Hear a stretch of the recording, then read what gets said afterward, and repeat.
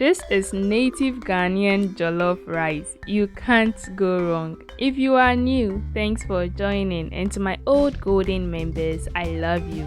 For my ingredients, I'm going to use soya sauce, black pepper, powdered pepper, dawadawa. The dawadawa is a must. Salt, turmeric, and my spices: white pepper, jollof spices, rosemary. I'll also use tomato paste and tomatoes, and garlic, onion, and bell peppers for garnish. The garlic is optional. I'm also going to use my leftover potompoto sauce.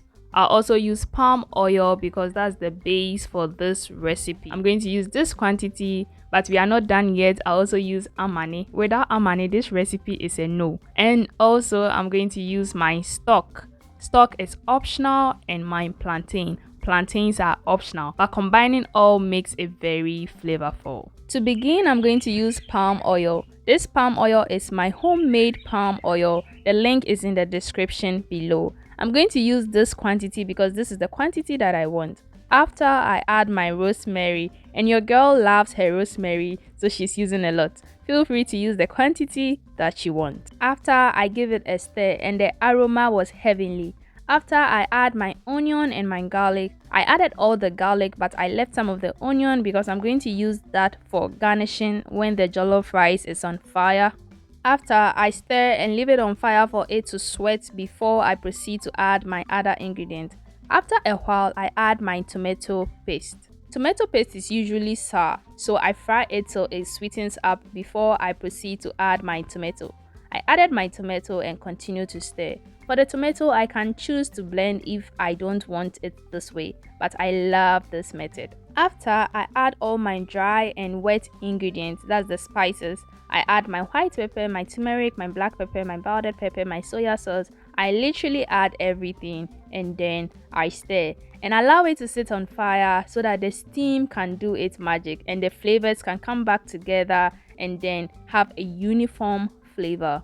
With this recipe, we like a little bit of heat. Not plenty, but there should be heat because our native jollof rice without pepper is not a native jollof rice. After, I add my leftover potompoto sauce. This potompoto sauce is packed with a lot of flavors. And trust me, the longer your stew stays in fridge, the flavors just become stronger.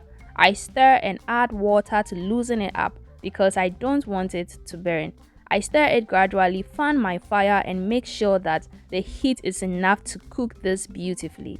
After a long while, I add my dawadawa. Dawadawa's English name is called Locust beans. It is used in so many dishes in African culture, but in today's recipe, we are using it for our jollof rice. And dawadawa and jollof is like a married man and his wife.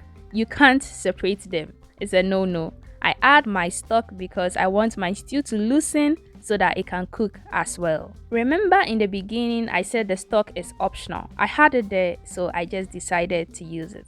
I leave it on fire for it to do its magic as usual, and then proceed to the next stage, which is adding my amani. Amani is called, comment down below, I don't know the English name. I add my amani and then give it a stir. And if you want to prepare Dawadawa Jollof and you don't have these dried fishes, please stop. Just stop, go to the market, buy your amani and come and continue. But if you have any other fish, you can use, but the important thing is make sure you have fish. So I add my fish and then I stir, allow it to simmer beautifully and let the flavors come out. Whilst the stew is stewing, I wash my rice because I need to add it as soon as possible. So I add my rice to the base and then stir. And as usual, when your girl is preparing jollof rice, I like to toast my jollof rice before adding any other thing. I added salt as well so that the flavors can elevate. With the toasting method, I don't add water when I add the rice. I allow the sauce to infuse well in my rice before I add my water. I toast it for a while. When I realize that it is enough for me, I now proceed to add my water. For my water, I do not add a lot of quantity. If we say yempe jollof ata, we ye native jollof rice eta yempe, even though say jollof ata yede. So I use small quantity or enough quantity and then stir, cover it with my aluminium foil, cover it with the lid of the saucepan and let it do its magic. Whilst it is cooking, I work on my plantains.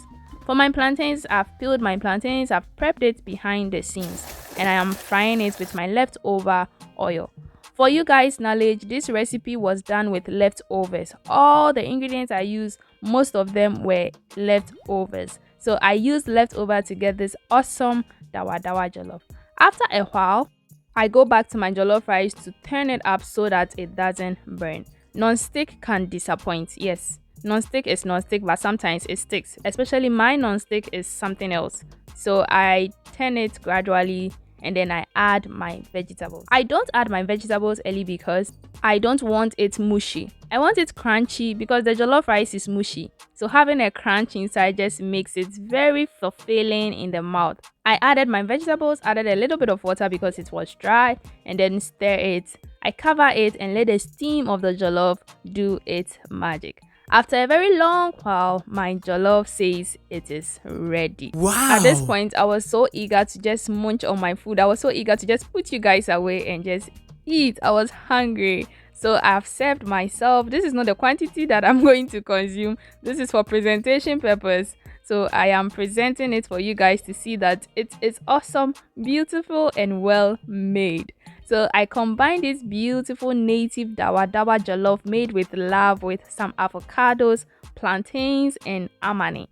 I can also add sauce to this, but this is always rich, so we don't need sauce.